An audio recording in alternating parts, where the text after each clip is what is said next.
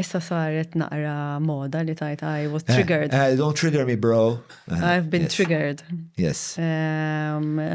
It-therapy speak li bdejna nitkellmu fuq li inti tajt I was għax inti triggered hija huwa terminu li konna għadna nużaw fil-PTSD, post-traumatic stress disorder. Okay.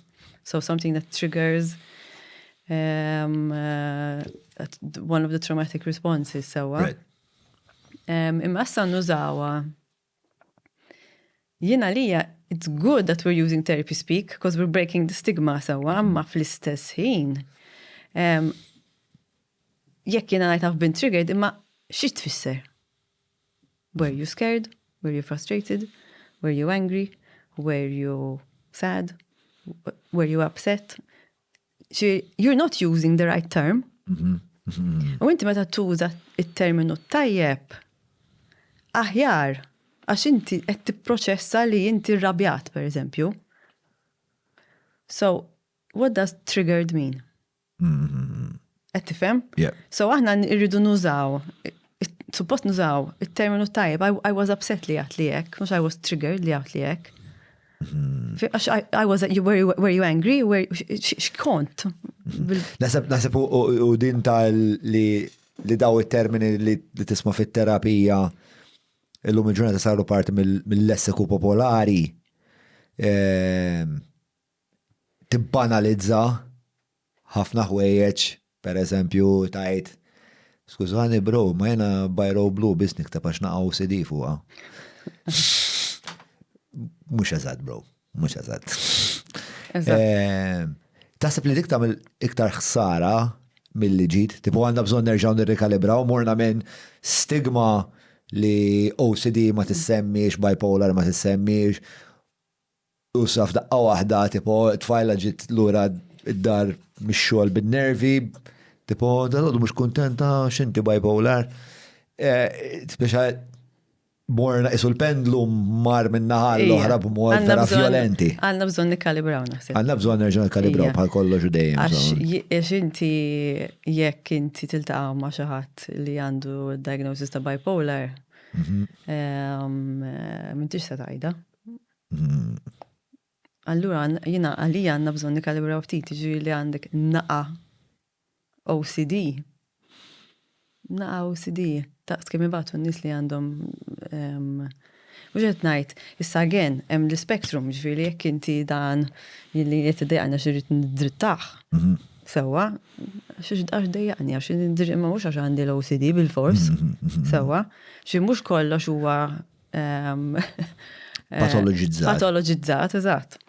Jew għax dak għandu qabdu l-breakdown, il-mati dejjem hekk kien.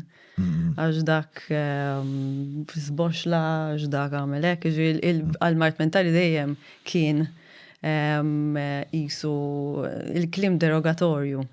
Ġieli inti tajt issa x'għandha forsi ġejn nafti tal-aħjar, ma nafx, minn mod derogatorju, x'dak miġnun, x'dak hekk, x'dak hekk.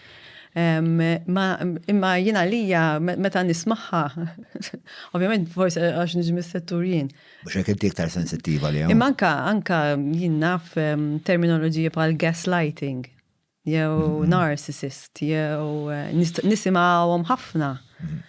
Naħseb gaslighting fil-fatt daħlet fil-lessiku, fil-dizzjonarju, jew s-sena l-oħra, jew s-sena qabel, xi ħaġa hekk. Huwa terminu ġdid daqshekk. Jien qatt ma tantx interaġixxejt ma' il-kelma gaslighting, ma tantx.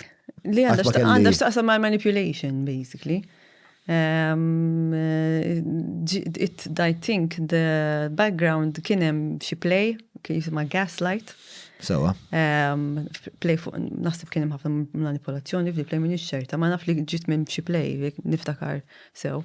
U issa kulħadd jgħidlek because I was gaslit. X'tfisser? Which means gaslighting is a type of abuse that causes someone to doubt their perceptions or sanity. Tipo nasal id-dar f'nofs il-lejl u l-għada fil-għodu l-mara ta' l-għal fej għazal f'nofs il-lejl. Mux fil-seba kontaw. Ek, that's a... Perikoluza, għollu l-affari. Jew xi ħadd jagħmellek xi ħaġa u jirrabjak. U jgħidlek, why are you getting angry? Mux lek xekina. Like that's... Ġerment nis vera abbużivi għamlu għadik. Ma mux, eżatt, not everyone gaslights constantly, not everyone's a narcissist because they were selfish. The term has become very colloquial. Sawa. U x'impatt għandha dik imma? Il-fatt li... Jina I see both sides, nara li għandha impatt tajjeb għax in-nies qed jużawha, they're destigmatizing.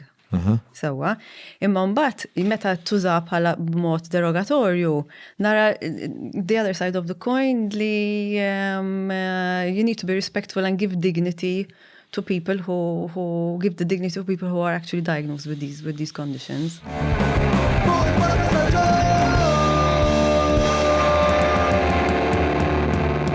Mela, tlaqna?